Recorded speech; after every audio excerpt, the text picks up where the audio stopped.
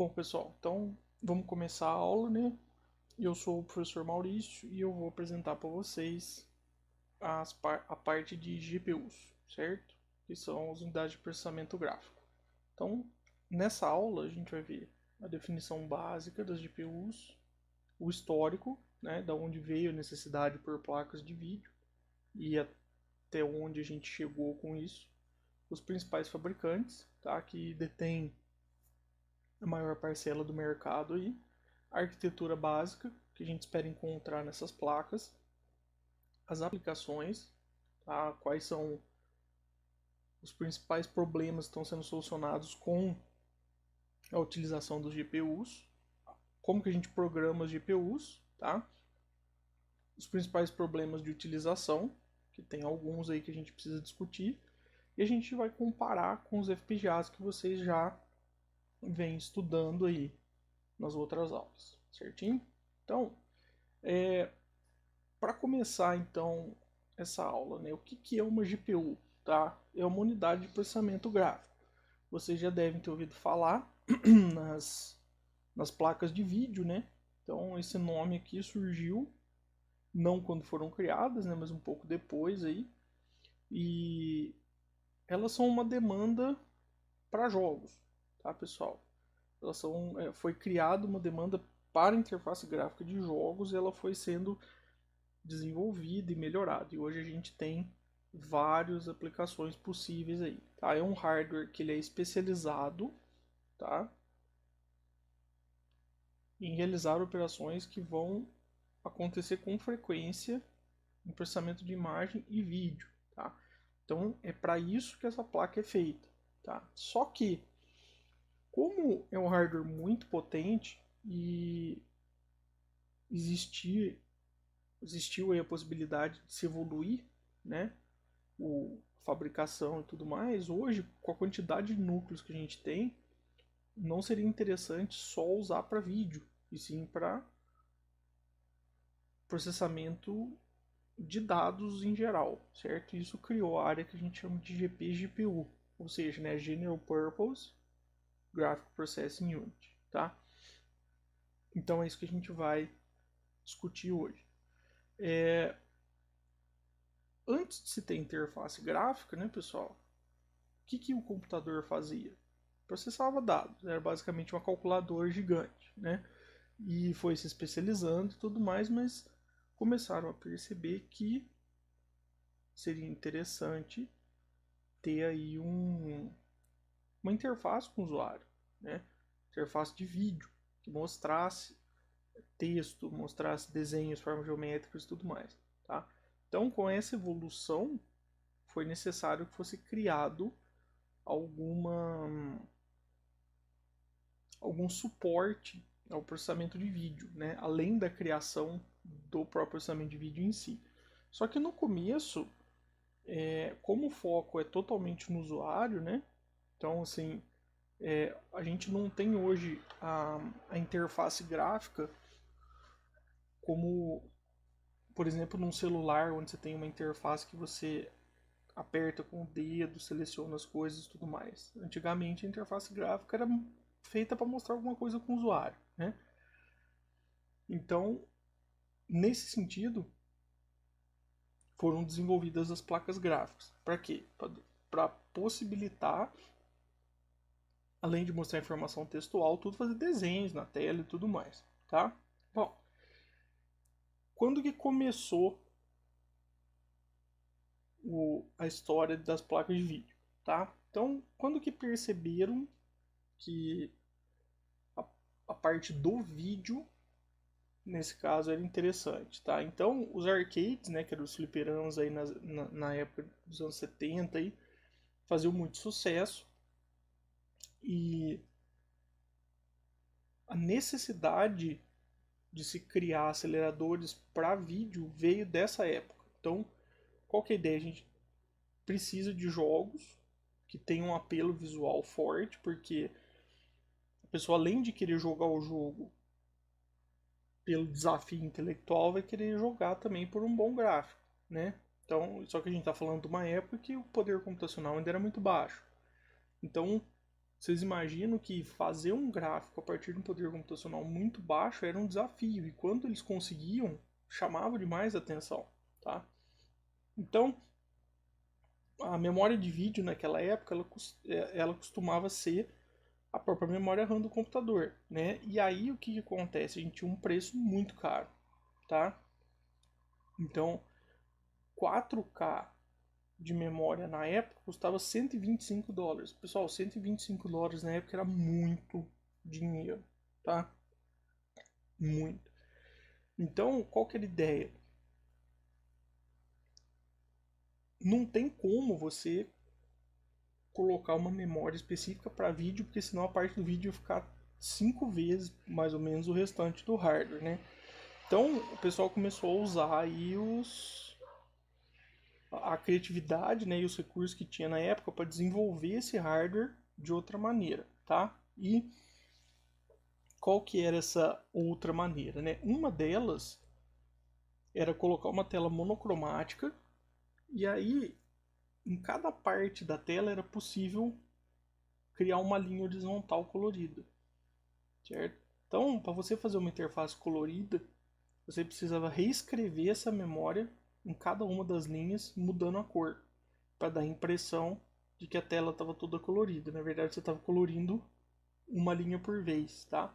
Esse espaço aí que você conseguia modificar e colorir era o suficiente para uma linha horizontal de uma tela, tá?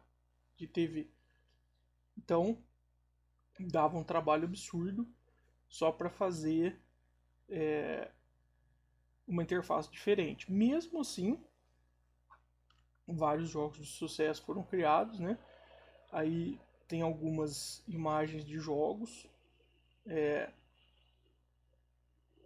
O Space Invaders, que é o mais famoso, né? E aí jogos de faroeste, de tiro.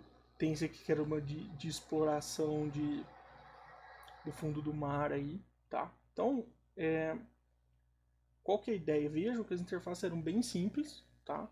E onde era monocromático, era processado sem essas linhas que eu falei de cor, e as outras partes da tela tinham cor, então eram coloridas pela escrita da memória, certo? Então, basicamente era a reprodução do vídeo em memória aí que a gente tinha nessa época.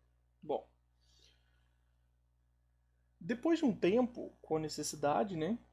Aí no final dos anos 70, já tinha alguns jogos que eram mais interessantes, né? Então, no caso desse Galaxy da Namco, ele usava o Z80, que é um processador da Zilog, que é uma empresa que foi fundada por dois engenheiros que trabalharam na Intel e resolveram abrir a própria empresa de processadores.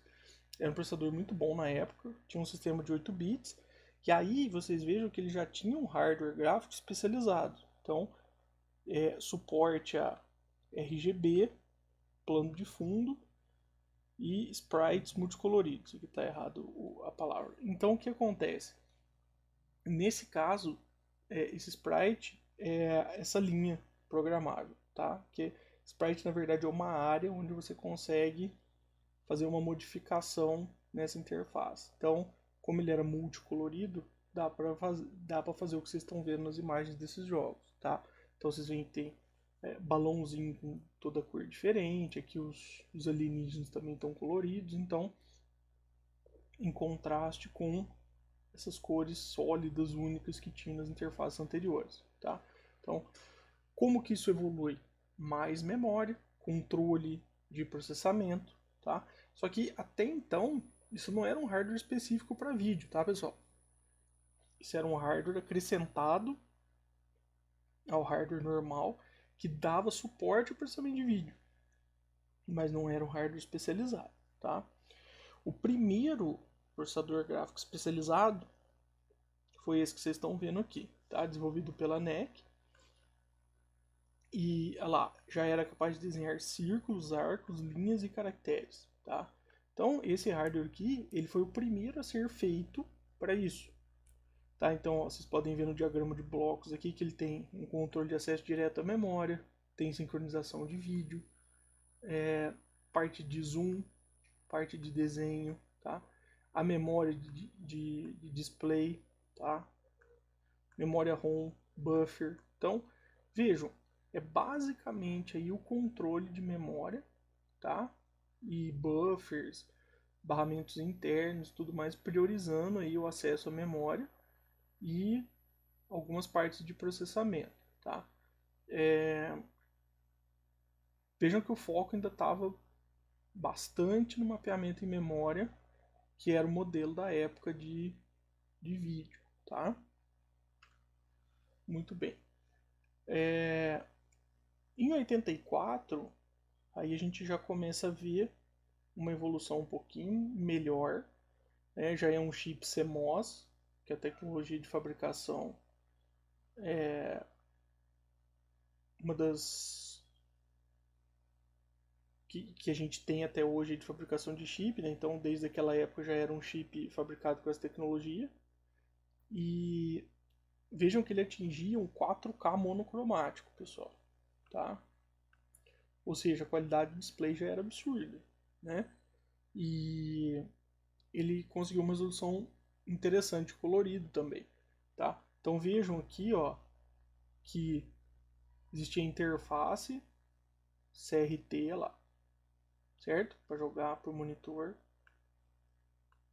O processamento para sincronização de tempo, unidade de interrupção, controle de memória, processador de desenho, tá?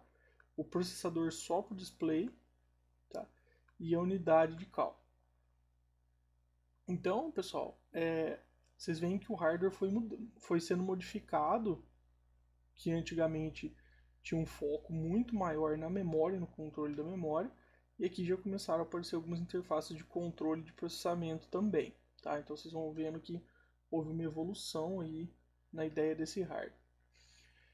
Bom, aí em 86 houve o lançamento do TMS 34010 da Texas, tá? E aí veio uma evolução importante. Ele era programável.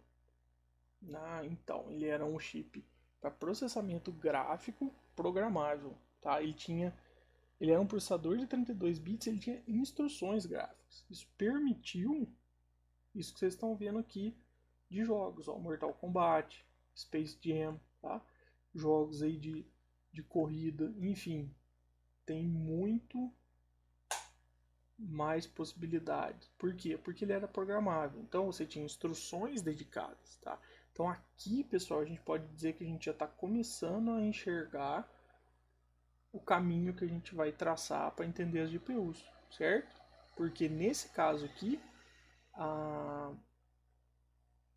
você pode programar esse processador para fazer o que você precisa. E ele é um processador voltado para aplicações gráficas, tá?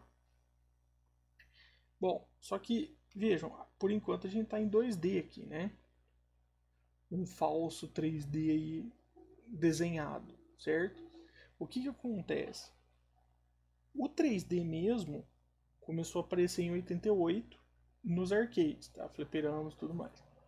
Então vejam que os desenhos eram bem geométricos, tá? Tinham já alguma qualidade em relação aos anteriores, mas ainda estava bem no começo, tá? Então, quem que de novo sugeriu esse avanço? Os jogos, tá? Os arcades que evoluíram novamente e apresentaram a necessidade, tá? Aí, ó, no início dos anos 90 já tinha alguns simuladores, tá? E que tinham aí um 3D, que a gente pode dizer que já era em tempo real, que permitiam que fossem testados e simulados algumas situações de corrida, de voo e tudo mais, tá? Era bem cru, né? Vocês podem ver que a qualidade não era uma maravilha, mas a gente está falando de 93, né, pessoal? Então é um avanço considerável para a época e ele trabalhava aí, ó, com transformações geométricas e iluminação, tá? Então já começa a ver as características que a gente tem hoje nas placas, tá? E como não tinha um hardware projetado dedicado para isso ou o hardware disponível não dava conta de fazer tudo que era necessário, era utilizado o processador de processamento de sinais, né, DSP, para auxiliar na geração e no cálculo dos gráficos aí, tá? Bom, em 94, pessoal, a Sony criou o termo GPU que a gente está usando, tá? E ela criou esse termo, que é interessante, para o lançamento do PlayStation, que era a questão do videogame ter aí um hardware dedicado para processamento gráfico. Então, vamos dizer que foi o primeiro videogame com GPU por causa do nome, tá? Nessa época aí, a gente tinha placas aí para os computadores, mas elas não eram placas de vídeo mesmo, tá? Elas eram placas aceleradoras, mas de função 3D, tá? Então, a PowerVR e a 3DFX Voodoo eram placas muito requisitadas na época, mas elas não chegavam a ser placas gráficas, né? Elas aceleravam o cálculo aí das partes do 3D, tá? E outro marco interessante nos anos 90 foi a criação do OpenGL, que é uma linguagem de programação gráfica aí, tá? Então, muita coisa acontecendo no começo dos anos 90 e para o mercado consumidor, o que marcou foi o lançamento dessa placa aí, tá, pessoal? Essa GeForce FX 256 foi a placa gráfica lançada no mercado que mudou o conceito para a época, e dela em diante o objetivo passou a ser esse, de criar uma placa gráfica com maior capacidade, com aceleração para vídeo, com aceleração para jogos, tá? Então, ela é uma placa que foi lançada em outubro de 99, tá? Então, ela tem características como pipeline para processamento de pixels, tá? Hardware para transformadas e para iluminação, tá? Aceleração em hardware para vídeo, certo? E ela foi o primeiro hardware compatível com o DirectX 3D, tá? Então isso era muito importante porque o DirectX 3D era utilizado para desenvolvimento de jogos. Então, como ela era compatível, os jogos poderiam ser executados pela placa, tá? E aí a gente está falando de uma fabricação de 220 nanômetros em CMOS, certo? Então essa placa, a partir dela, as coisas começaram a evoluir e atingiu um estado interessante aí para processamento de vídeo e futuramente de dados, tá? Quando que chegou esse futuramente? A gente viu as primeiras linhas da GeForce, né? Quando foram lançadas as GeForce da série 8, as placas gráficas começaram a ser usadas para processamento, tá? Então vejam, demorou 8 gerações dessa placa para que a arquitetura evoluísse de uma maneira que ela pudesse realmente ser utilizada para processamento de dados, tá? É a, a linha que lançou a microarquitetura Tesla, tá? Que é um estilo de arquitetura que a NVIDIA lançou, que é o mais próximo que a gente tem, que a gente vai estudar agora, né? Na época ela já foi pensada de uma forma que melhorasse o processamento, e isso permitiu o processamento de dados de propósito geral aí, tá? Quando a gente fala que ela foi a primeira arquitetura que implementou o Unified Shader Model, qual que é a ideia? Que antigamente você tinha cada unidade da placa usada para calcular uma parte diferente da parte da imagem. Hoje se usa um modelo que é unificado, e aí se você precisa de mais partes da placa para calcular, por exemplo, sombreamento, você pode. Se você precisa de mais partes da placa para calcular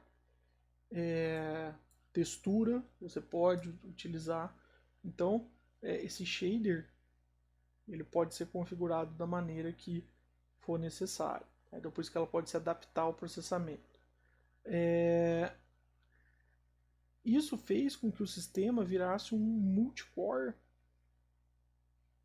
homogêneo, no caso. Por quê? Porque ao invés de você ter cada parte da placa usada para um propósito, igual a gente tinha nos diagramas de bloco antigos aí, né? Então, você tinha um conjunto de blocos, cada um responsável por uma parte. Agora você tem um controlador e vários núcleos que vão ser utilizados aí de acordo com a necessidade, tá? E ela é feita então por processamento de strings. O que é isso? Sequências de dados, né, pessoal? No caso de vídeos e jogos, né? Que você tem uma sequência de quadros a serem processados. Então ela já foi feita pensando nisso, tá?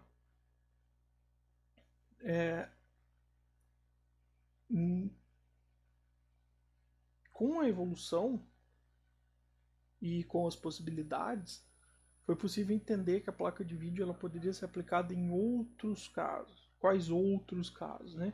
Então, hoje as aplicações mais atuais têm hardware com placa de vídeo, lá vocês podem ver o processamento da NVIDIA aqui. E isso é uma placa que é utilizada no desenvolvimento de veículos autônomos, tá? Ela é feita para isso, certo? Para processar imagem e tudo mais. E também, né, agora que a gente tem dispositivos móveis e tudo mais, está um exemplo da AMD aqui, que é uma série para dispositivos portáteis, tá? Notebook, tablets. Então, são dois mercados aí que são alvo do desenvolvimento atualmente, tá? E uma coisa interessante é que justamente por causa dessas aplicações novas, novos dispositivos de controle aparecem no projeto desse hardware, né? E nesse caso, a NVIDIA tem uma arquitetura, a partir da arquitetura Kepler, eles criaram um autoajuste do clock. Então, se a placa está consumindo muita energia, pode ser que o clock seja reajustado para que ela baixe um pouco esse consumo. Isso é interessante onde? Não na sua casa na hora que você está jogando, né? Isso é interessante, por exemplo, que você está fazendo processamento de dados num veículo e você precisa consumir menos energia porque está sobrecarregando o sistema. Tá? É um exemplo. Então, desembocou nisso hoje, tá? Então, atualmente, quem que são as fabricantes mais relevantes aí de placas de vídeo no mercado? Bom, tem dois dados aqui. Esse de 2012, pessoal, considera o chip integrado como uma placa gráfica, tá? Então, que é aquelas placas gráficas que vem dentro dos processadores da Intel. Se você considerar isso, a NVIDIA tem um pouco mais que a metade do mercado aqui, certo? E a outra metade, certo? Um pouquinho a mais é da AMD e o resto é da Intel, tá? Então, a gente vai ter aqui 20 e poucos por cento, aqui quase 30 e aqui perto dos 50, certo? Agora, se for considerar só a placa gráfica mesmo, sem o hardware integrado, aí o mercado fica assim, né? Então a gente tem 2/3 do mercado para NVIDIA e 1/3 para AMD, certo? Então, por que quando a gente fala de GPU, a gente foca nessas fabricantes? Porque elas detêm a maior parte do mercado, tá? Então elas ditam a tendência de desenvolvimento e quem desenvolve, empresas que desenvolvem aceleradores gráficos que não são a NVIDIA e a AMD vão seguir essas tendências, certo? Bom, pessoal, então vamos dar uma olhada em como é a arquitetura básica de uma GPU atualmente, tá? Então, cada cada GPU vai ter um número absurdo de núcleos, tá? Que é na casa de centenas, certo? Hoje uma GPU vai ter 512 núcleos de processamento, certo? Então é uma quantidade muito grande, mas são núcleos simples, tá? Então não são núcleos igual ao núcleo de processamento, por exemplo, de um multicore. São núcleos mais simples que tem a parte de controle e a parte que faz o cálculo, tá? Então está simplificado aqui nessa imagem, certo? E o que esse núcleo é capaz de executar? Uma thread. Então eu preciso de um gerenciamento de execução de threads. Então vejo, eu tenho os dados que estão compartilhados aqui entre as threads, tá? Aí esses dados eles vão ser acessados pelos núcleos e as tarefas vão ser gerenciadas pelo gerenciador de execução de threads, tá? Então eu tenho aqui várias unidades de aritmética lógica de ponto flutuante, né?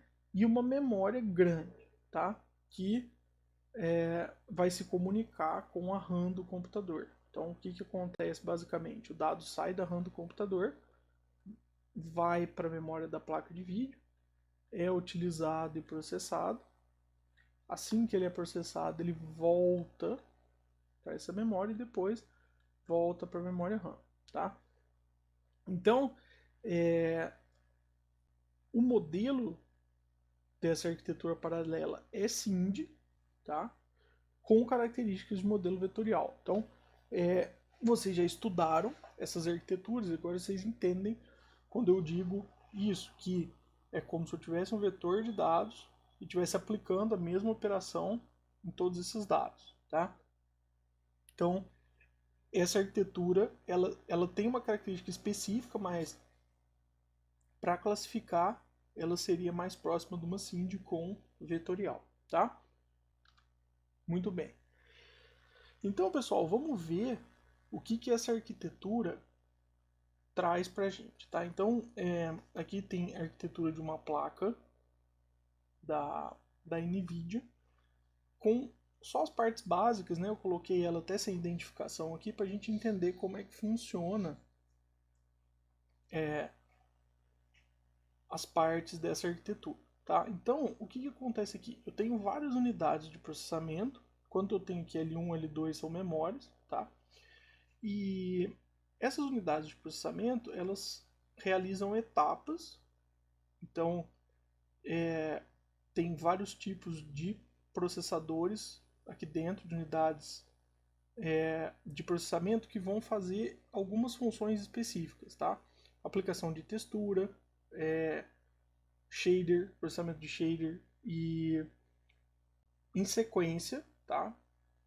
Que vão configurar a composição de um núcleo, tá? Então, vejam que existem controles de threads, tá? De pixel, threads geométricas, threads de visualização, tá? Tem arquivos de configuração e setup, né? Então, vejam que existe uma comunicação de um processador de threads aqui que vai distribuir essas tarefas, tá? Então, basicamente, você cria tarefas em forma de threads que vão ser distribuídas para a placa. Na hora de criar, você vai poder falar para ela, olha, eu quero usar tantos núcleos e aí o meu processamento vai ser feito dessa forma e tudo mais. A gente vai ver alguns exemplos mais à frente, tá? Então, qual que é a ideia aqui? Mostrar a organização básica, tá? Então, a tarefa vem, é distribuída entre esses núcleos, é processada e depois ela é reorganizada, tá? Isso tem uma forma hierárquica, né? Então, você tem níveis de processamento aí que vão ser utilizados para obter esse resultado. Para processamento gráfico, faz todo sentido trabalhar com isso, tá? Agora, para o processamento de propósito geral, a gente precisa entender mais ou menos como é feita essa arquitetura para saber como tirar proveito dela, tá? Então, por isso que a gente vai ver dentro de alguns desses blocos aí, tá? Então, vejam, basicamente, o que a gente tem de diferença e o que a gente vai ter de evolução na arquitetura dessas GPUs para que a gente consiga obter aí um bom tempo de execução, que é o que acontece, né? Então vejo, em multicore, pessoal, a gente tem unidades de busca e decodificação separadas, uma para cada núcleo, assim como uma unidade aritmética lógica vai executar cada uma dessas instruções. Tá? E aí você tem a memória e o contexto das execuções aqui, que são cada um relativo ao seu núcleo. No caso da GPU, o que descobriram que faria mais sentido? Como as operações são pequenas, não faz sentido você ter uma unidade aritmética lógica grande para executar, sendo que eu posso pegar a mesma instrução, certo? Aplicar em vários dados, não é isso? E obter as respostas da execução, certo? Então, vejam que ao invés de ter vários núcleos com cada um com sua busca de codificação, sua unidade aritmética e seu contexto, cada parte de processamento dessa GPU vai buscar essa instrução, distribuir pelas unidades e ter uma memória compartilhada de contexto, tá? Que vai agregar o resultado do processamento dessas threads, certo? Bom, problemas nessas arquiteturas, né? Quando eu tenho muitos desvios de execução, eu posso ter uma perda de performance muito grande e chegar só a 1/8 da minha capacidade, tá? Então, vocês veem, não é se eu não tiver um processador preparado para executar várias instruções em um conjunto, uma instrução em um conjunto de dados grande, eu posso ter problemas. Por quê? Porque pensa que essa instrução ela pode ter condicional. E se em cada parte eu tiver um resultado diferente, como mostra na figura, eu posso ter muitos núcleos parados, sem executar, um esperando a execução do outro. Tá? Então, o que vai acontecer aqui? Se eu não tiver um hardware projetado para executar instruções do tipo SIND, não adianta eu pensar na arquitetura do hardware dessa forma. Tá? Então, o primeiro passo de evolução dos GPUs foi ter instruções próprias para executar uma instrução em vários conjuntos de dados. Tá? Então, para que esse tipo de problema ocorra com muito menos frequência ou não ocorra se for possível. Tá? No caso, se eu tiver um pipeline e tiver bolhas, né, que eu tenho que, tipo, com dependência de dados e tudo mais, vai atrasar meu processamento também. Veja, eu estou processando uma quantidade enorme de dados em muitos núcleos, tá? Então, quanto mais eu dividir esse processamento, melhor eu posso organizar de uma forma que eu consiga executar tudo que eu posso sem a dependência de dados. E a hora que eu obtiver esses resultados, eu vou para uma segunda etapa onde eu mato todos, vamos dizer, um segundo nível de dependência, depois um terceiro nível e tudo mais, tá? Isso fez com que na arquitetura das GPUs, aquela memória de contexto que era compartilhada fosse quebrada em blocos menores, tá? Ela não chegou a ser unificada para cada unidade de processamento, mas são quebradas em grupos que podem compartilhar esses resultados, certo? Isso melhora o seu tempo de execução, tá? Então, o que você tem aí atualmente? Esses amarelinhos aqui são os núcleos de processamento, tá? Tanto nas arquiteturas da NVIDIA quanto nas arquiteturas da AMD, você tem uma estrutura parecida, tá? Que a busca, né, e decodificação da instrução, que vai ser distribuída aí pelos núcleos de processamento, tá? Então, aqui na GeForce vocês veem que cada núcleo é considerado como uma unidade de cálculo aqui, tá? No da AMD você tem vários multicores, né? Ainda mais hierárquico o esquema ainda, tá? E o contexto de execução, que são essas memórias aqui divididas em blocos, né? Utilizados por cada um das unidades de processamento, e a memória compartilhada, que é da onde vem os dados. Aí vejo, cada bloquinho laranja desse aqui, ó, é um conjunto de unidades de cálculo. Então, são conjuntos de conjuntos de conjuntos de unidade de cálculo, tá? Como organizar isso da melhor forma possível vai depender do projeto do hardware. Pode ser que seja mais interessante eu ter menos níveis hierárquicos, facilita o meu controle, ou como eu tenho muitos dados e instruções muito similares, eu posso tirar proveito disso, aumentando o número de núcleos da minha hierarquia, tá? Então, o jeito que é organizada essa placa é de forma hierárquica, mais núcleos pequenos que processam a mesma instrução, certo? Então, as threads vão ser divididas aqui e o processamento vai ser executado, tá? Então, vejo, evoluiu da ideia de um multicore para perceber que as instruções eram menores, que se eu não tivesse preparado realmente para executar uma instrução em vários dados diferentes não ia adiantar, então eu precisava preparar minha arquitetura para isso. E as bolhas lá, os problemas de dependência de dados que geram bolha nos pipelines de execução, podiam ser tratados com agrupamento de dados sendo utilizados pelas unidades de processamento. Isso tudo levou à arquitetura que a gente tem hoje das placas de vídeo, certinho? Então, como que o programador vê? Então vejam, isso é o que tem dentro, né? Como que quem está programando vê? Assim, eu tenho uma memória, vou usar essa memória para dividir os dados que vão ser processados, crio as threads de execução.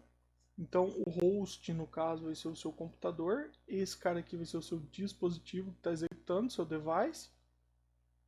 E, hora que eu mandar as threads para execução e carregar os dados, eu vou dividir essas threads entre os processadores e vou executar. Tá? Quando eu estou programando, eu vejo um host, que é o computador que eu tenho, vejo o device, que é quem vai executar, e eu falo, olha, eu quero que executa essa tarefa nesses dados, tá? Então, a grande vantagem atual das placas de vídeo que permitem o processamento de dados é esse. Se eu tivesse que me preocupar no que vai em cada unidade de processamento, como ela trata cada um desses dados e tudo, seria muito mais complexo esse processamento do que é normalmente com a interface que a gente utiliza. Tá? Então, o mais próximo que a gente conseguir chegar desse modelo é o que permite que a gente faça uso das GPUs da melhor forma possível aí, tá? Bom, quais são as principais aplicações que a gente tem de GPU atualmente, tá? Aplicações de bioinformática, né, que vão ser processamento massivo de dados aí, pessoal, são muitas estruturas enormes que tem que sofrer cálculos e modificações e tudo mais. Então a GPU pode acelerar esse processo, tá? Simulações financeiras, tá? Principalmente aí método Monte Carlo, que vai tentar fazer previsões aí de mercado e tudo mais. Então são vários cálculos feitos em paralelo também para encontrar os resultados e ver a melhor simulação para determinada situação, tá? Dinâmica de fluidos computacional, porque vejam, quando eu quero estudar o comportamento de um fluido, eu tenho que basicamente fazer o cálculo para cada uma das partículas que eu estou analisando em relação ao que elas vão sofrer, né? Então, como que um fluido se comporta em uma determinada região, se derrama um copo de alguma coisa numa região que é um cubo, como que esse fluido vai se comportar e tal. Cada uma das partículas vai ter que ser calculada. Então, são muitos cálculos realizados para cada uma das partes, tá? Ciência de dados, né? Então, hoje que a gente está num contexto de Big Data e tudo mais, vai acontecer de ter uma quantidade de dados muito grande para ser analisados também, tá? Os algoritmos de inteligência computacional, principalmente agora a parte de Deep Learning, né? O pessoal está utilizando bastante GPU para isso, porque tem atingido bons resultados de tempo de execução. As redes são muito grandes e são cálculos de ponto flutuante, né? Então, nada melhor do que um hardware específico para isso. A parte de roteamento de circuitos eletrônicos, processamento de imagem e visão computacional é a aplicação mais direta, né? Se a gente for imaginar, porque se a gente está falando de vídeo e jogo, a hora que eu preciso processar imagem ou vídeo de, por exemplo, de um veículo autônomo e tudo, uma das primeiras opções que se tem são as GPUs, tá? E previsão de tempo e cálculos estruturais entram também na parte da quantidade muito grande de cálculos a serem realizados, né? Então, se eu conseguir realizar isso mais rápido, eu ganho tempo e posso fazer mais cálculos. A ideia é essa, tá, pessoal? Às vezes não é que eu quero acabar meu processamento mais rápido. Às vezes é que eu quero poder processar mais dados numa mesma quantidade de tempo, tá? E isso é uma boa utilização para GPUs, tá? Bom, como que a gente programa GPU? Então a gente tem basicamente duas soluções atualmente, né? O CUDA da NVIDIA, que é uma solução proprietária que a gente vai abordar mais profundamente agora, e uma solução que não é proprietária, foi desenvolvida por um consórcio de empresas aí, que é o OpenCL, que está num nível abaixo agora do SYCL aí, Cycle, né, como sugerem que a gente chame, e isso vai ser tratado um pouquinho mais à frente no curso, então eu só vou comentar um pouquinho, tá? Mas o CUDA a gente vai conversar um pouco sobre ele, tá? Então, nessa ideia de utilizar processamento para propósito geral, tá? Então, por isso que chamou de Compute Unified Device Architecture, ou seja, é um dispositivo que vai ser utilizado para computação unificada, tanto a parte de vídeo quanto a parte de dados, tá? E é uma plataforma totalmente paralela, então uma GPU, né? Essa linguagem, ela vai utilizar, tem suporte, né, para C, C++ e Fortran, só que tem um porém.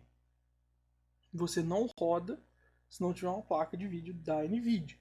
Então, se você implementou determinada funcionalidade em CUDA, você precisa ter uma placa da NVIDIA para rodar, tá? E como no caso das GPUs, é recomendada a utilização se você consegue extrair um grau de paralelismo muito grande numa tarefa simples, tá? Vamos chegar nos exemplos. Bom,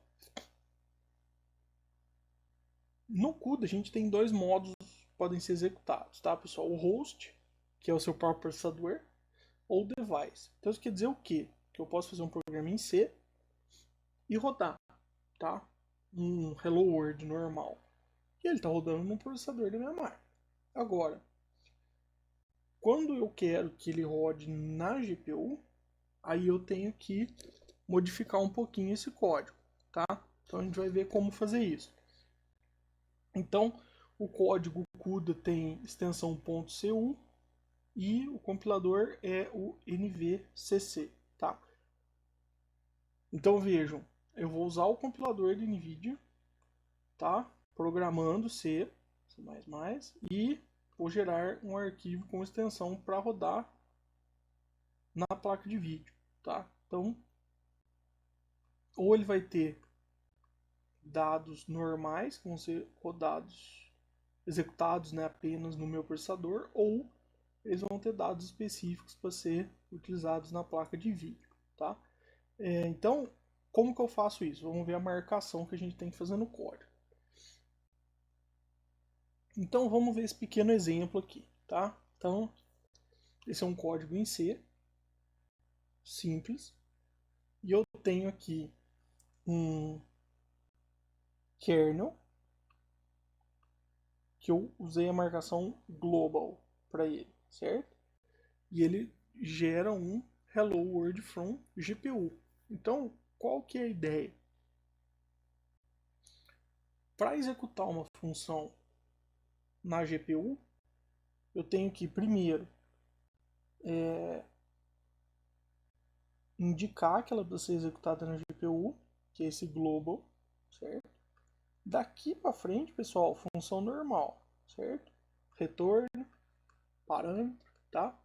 Só que o retorno da função tem que ser void, porque a gente vai ver como que a gente vai fazer a transferência de dados entre a GPU e o programa, tá?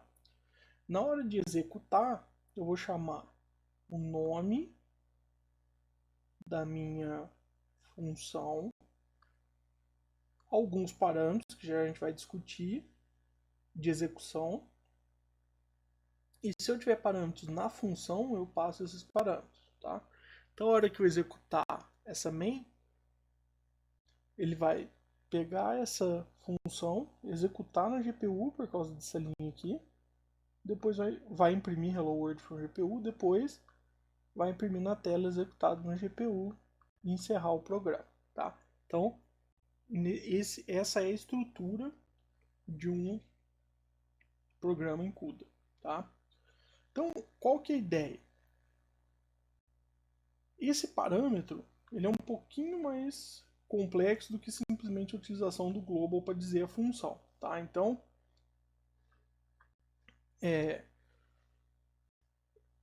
vejam que ele tem, você põe 3 menor, 4 números e 3 sinais maior depois, tá? Dois parâmetros são opcionais, por isso que no caso da nossa execução não estão lá, e dois são obrigatórios, tá?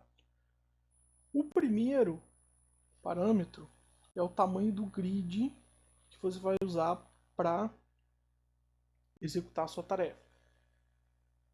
Ou seja, quantos processadores você vai precisar, tá? Então, por exemplo, se você está fazendo o processamento de uma matriz 2 por 2, o tamanho é 4, certo? E aí, o segundo parâmetro é o número de threads por bloco. Ou seja, você só vai aumentar o número de threads por bloco se o número de blocos na sua placa não for o suficiente para executar a sua tarefa. Então, do contrário, você vai executar uma thread por bloco, tá? Se eu tiver alocação dinâmica em cada bloco, ou seja, se os blocos vão precisar de memória, eu tenho que indicar também, tá? Aí seria no caso SNS. E por fim, parâmetro S é da onde vem o string de dados, tá? Então, esses dois são opcionais, utilizados em casos específicos. Normalmente, a gente utiliza os dois primeiros só, que no nosso caso ali significava que eu queria um bloco e uma thread por bloco, que era o Hello World que a gente estava executando no código anterior, tá? Muito bem. O que mais que é possível fazer? É possível passar parâmetros para a função, tá? Alocar memória no dispositivo, isso aqui é importante, tá? E aí depois obter o resultado da GPU para variáveis locais. Pessoal, isso aqui está em vermelho, porque isso toma muito tempo e é o que nós vamos discutir, tá? Mas vamos ver o próximo exemplo. Então o que eu tenho aqui? Eu tenho uma função que multiplica 2 variáveis e salva numa terceira, certo? Então recebo o AB e o C vai receber o A vezes o B, tá? Então até aí tudo bem. Então vejam como eu vou trabalhar esses parâmetros, tá? Então aqui eu tenho a minha variável C que vai receber o cálculo depois dele ser feito na GPU. E eu tenho aqui a minha variável int que vai ser enviada para a GPU. Por que ela é um ponteiro? Porque olha como que eu vou fazer. Primeiro eu vou alocar a memória do tamanho de inteiro. Para quem? Na minha placa de vídeo. Então vejam que eu uso um CUDA malloc e não um malloc do C, certo? O CUDA malloc vai dizer que esta variável está alocada na minha placa de vídeo, certinho?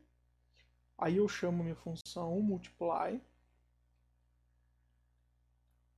vou executar em um processador uma thread, aí eu vou multiplicar 2 vezes 7.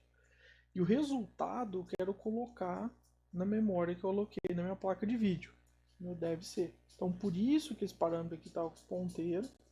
Por isso que eu tenho ponteiro aqui. Porque eu preciso alocar na minha placa de vídeo esse parâmetro. Tá? Muito bem. Essa linha, pessoal, executa o código. Tá? Então, depois de executar, o que eu tenho que fazer?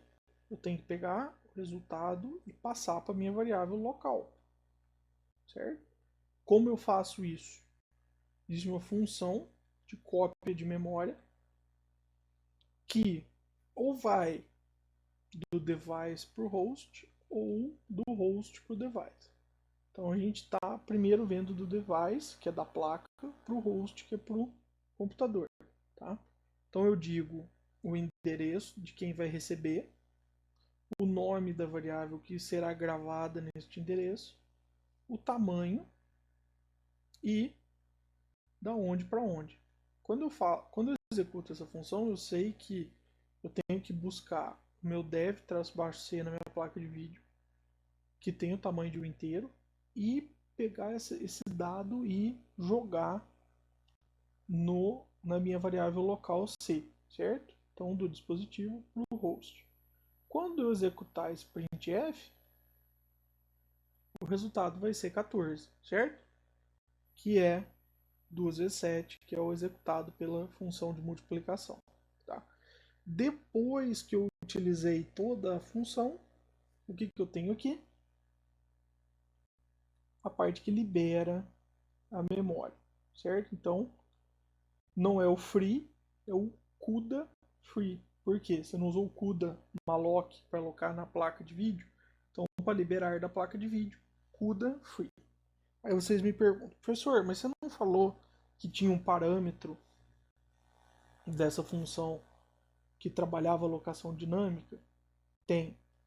Mas isso é quando a sua função aloca dinamicamente alguma coisa.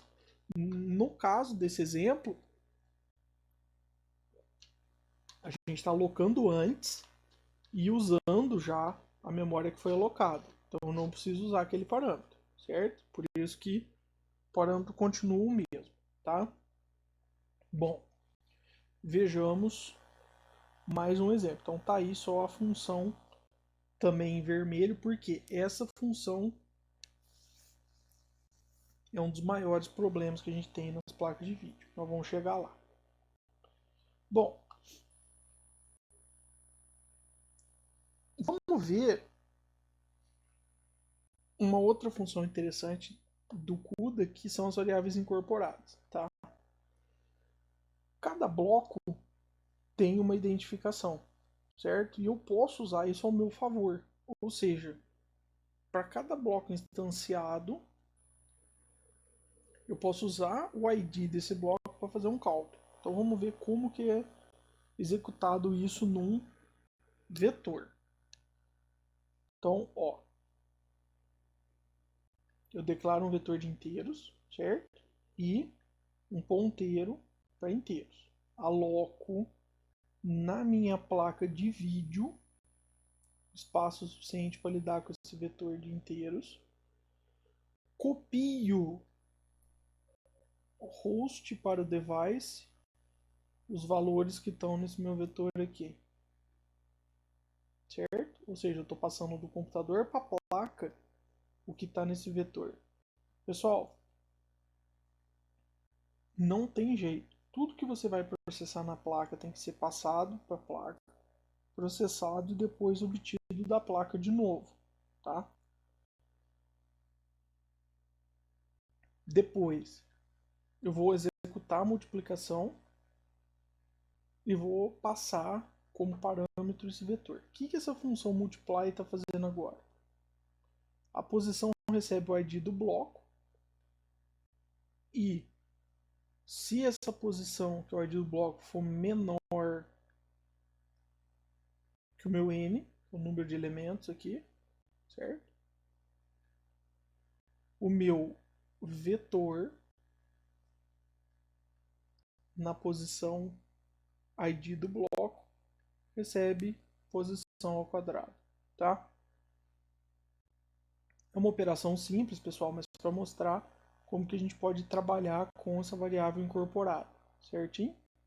Pensa que ele vai executar isso, enquanto os blocos, pessoal, um para cada elemento do vetor. Olha lá. Se eu chamei a minha função multiply e passei n como parâmetro no número de blocos, se eu tiver 5 elementos, vai usar 5 blocos, 10 elementos, 10 blocos, tá? E uma thread por bloco. E se eu tiver 1 milhão de elementos e não tiver 1 milhão de blocos? Ele vai executando pelo gerenciador de threads, tá? Então eu preencho todos, vou executando, à medida que vai liberando a execução, eu vou colocando outros e assim por diante, tá? Muito bem. Por fim, depois que eu fiz essa conta, eu passo da minha placa para o meu computador o resultado dos cálculos, né?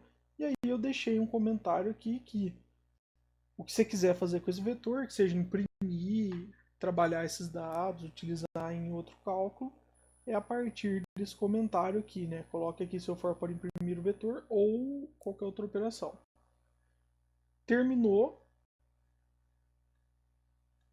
só fazer, só liberar a memória, certo? Então, vejam, esse é um procedimento meio que padrão, né? Aloca a memória que você precisa, copia para o dispositivo, executa a sua função, obtém do dispositivo e usa, tá? Então, basicamente, esse vai ser o ciclo que vocês vão fazer sempre que quiserem programar em CUDA alguma aplicação, certinho? Bom, como a gente conversou, o CUDA é uma solução proprietária, tá? E ele vai depender de um hardware da NVIDIA para ser executado. Então, se você desenvolver nessa linguagem, vai prejudicar a sua portabilidade, tá? Então, você vai conseguir executar em outras placas da NVIDIA, mas não outras placas de outros fabricantes, tá? Então, a alternativa nesse caso é utilizar uma que seria open source no sentido de que você não está preso a uma arquitetura, e essa solução é o OpenCL, tá?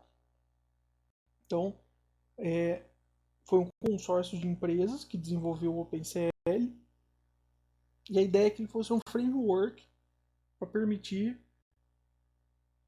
programação e execução em plataforma heterogênea, tá?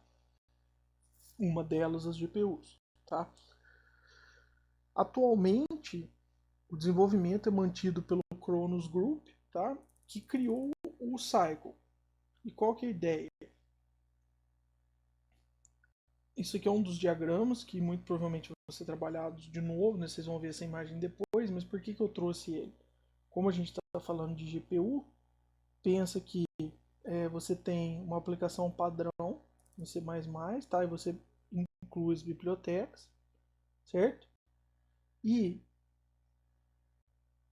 você vai usar essa sua aplicação com os templates e tudo e vai compilar com compilador do Cycle. E ele vai gerar o OpenCL. E aí você vai pegar esse OpenCL e pode rodar onde? Olha lá, nossa placa de vídeo aqui. Mas olha também quem está aqui. O FPGA, certo? Então vejam que a gente criou uma forma de pegar esse código aqui e transformar no OpenCL que vai ser usado depois em plataformas heterogêneas, certo? Então o OpenCL é uma solução interessante e ela foi escolhida para ser trabalhada nesse nosso curso, tá? Então mais para frente vocês vão ver como trabalhar ela de uma forma melhor, tá? Muito bem. Problemas.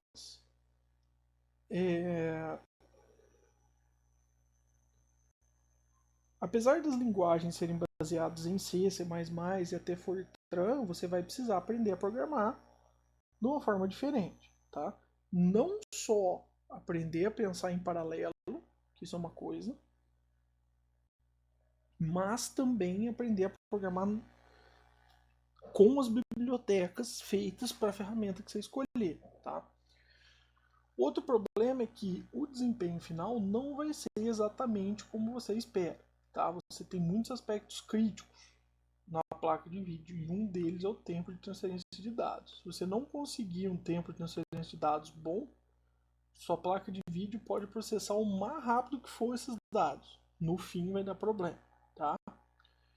Esse aqui é mais absurdo para o nosso cenário atual, mas supondo que a NVIDIA descontinue a tecnologia CUDA e tudo mais, aí você perdeu o seu desenvolvimento. Esse aqui é mais longe de acontecer, né? Mas nunca se sabe, né? Não deixa de ser um possível problema.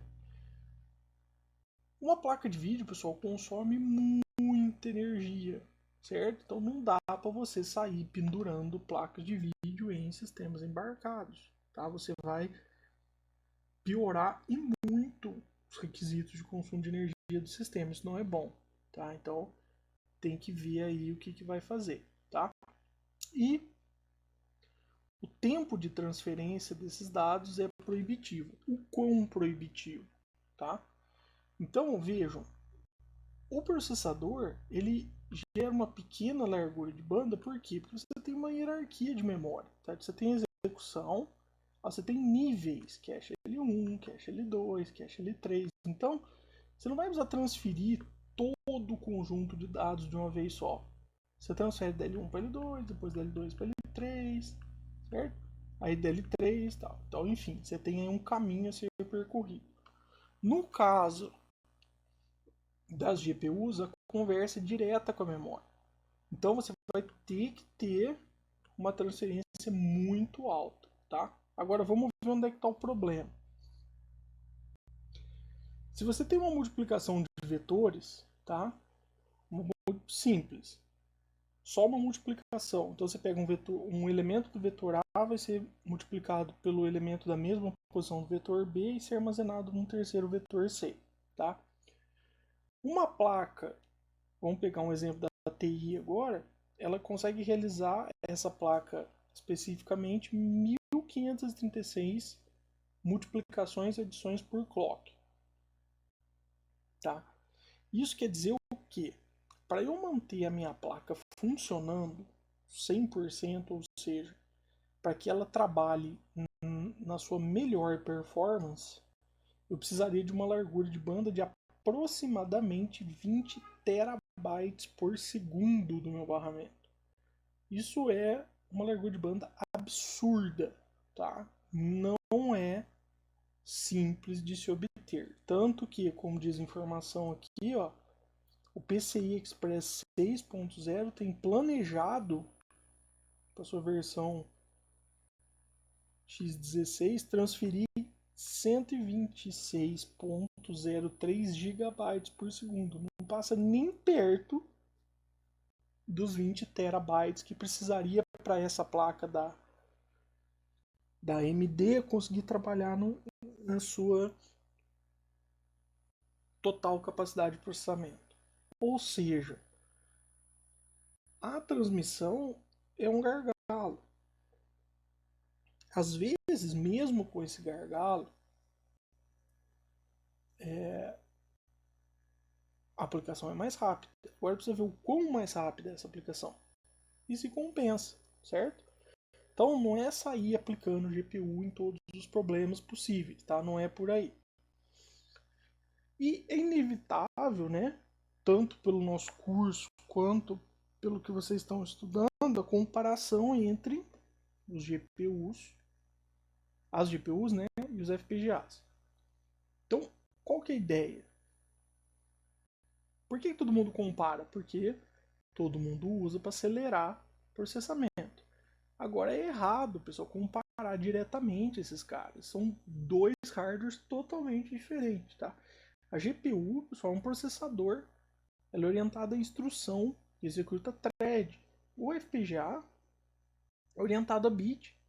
Você faz o hardware, certo? Então você está comparando duas coisas que não são comparáveis. Ah, mas o desempenho não é assim que funciona. Você tem que tomar cuidado quando você compara, tá? Porque senão ou vai pender muito para um lado ou vai pender muito para o outro, tá? Que é o caso que eu estou colocando aqui. A GPU ela sempre vai consumir muita energia, certo? E esse tempo de transferência de dados é muito grande. Se você programar o sistema todo dentro do FPGA, essa transferência de dados vai ter um tempo nulo e o consumo de energia vai ser baixíssimo. Então, nessa comparação, a GPU sempre vai perder. Porém, o tempo de desenvolvimento que pode levar um hardware no FPGA é muito grande.